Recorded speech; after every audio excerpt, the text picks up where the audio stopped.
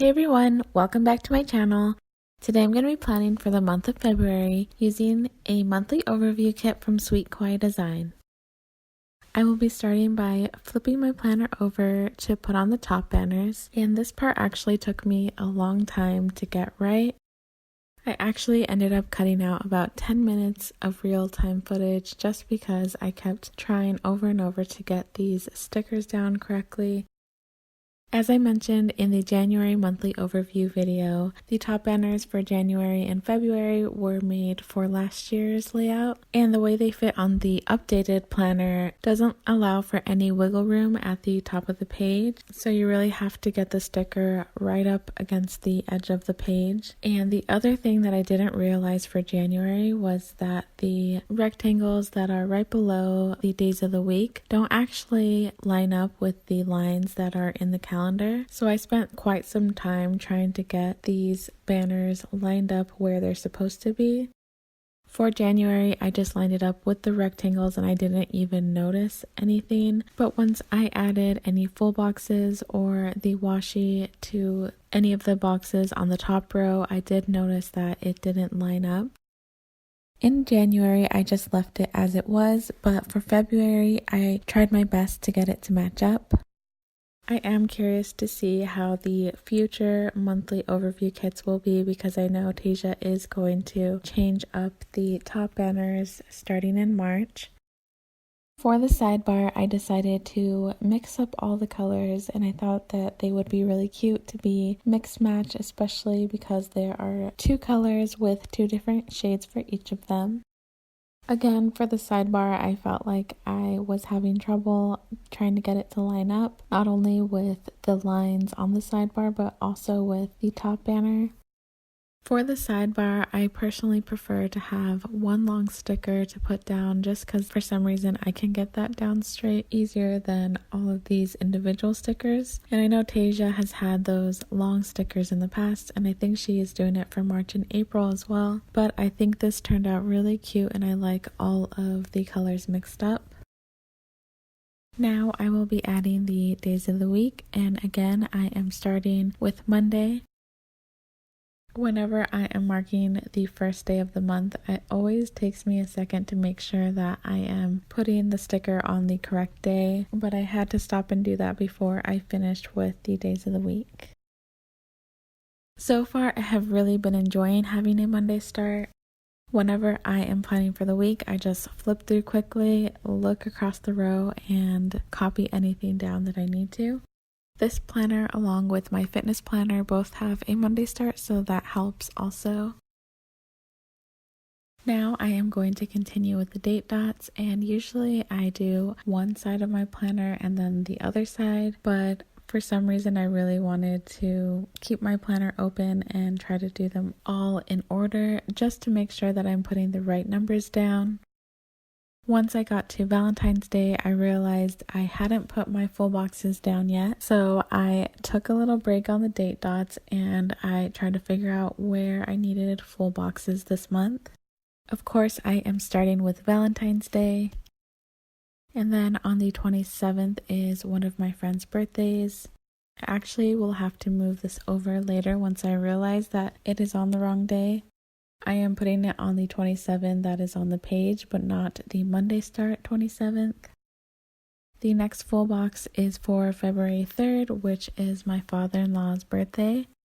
And I was really trying to use as many full boxes as I could, so I decided to put one on Super Bowl Sunday. That game definitely didn't turn out how we had hoped, but it was still a very fun game to watch.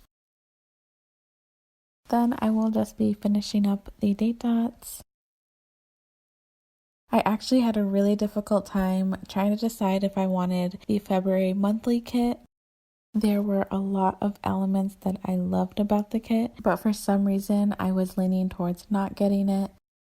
I really love pink and hearts and all of the love aspect, all the little sayings, full boxes, and critters. Everything about it seemed to be exactly what I would want for Valentine's. I'm definitely the type of person who enjoys celebrating Valentine's Day all month long, so that definitely wasn't the issue for me. For some reason, the shade of pink was throwing me off a little bit, and the purples. And when I saw a spread with this kit, I was just not in love with it. And I think I was really comparing it to last February's monthly kit, and I really loved that one. I was going back and forth a lot on this decision, but I ended up not getting it. And then when I started doing the monthly overview, I kept questioning why I didn't get it. I was like, this is really cute. I really like how all of this looks in person. And then I kept looking back on the video and looking at the cute little sayings, I love you to the moon and back, and all of the cute full boxes. And I was like, why didn't I get this? Valentine's Day is probably my second favorite holiday, right next to Christmas. So I was really doubting my decision, but now I have come to terms with it because at least I do have this monthly overview and I think it's really cute and really pretty.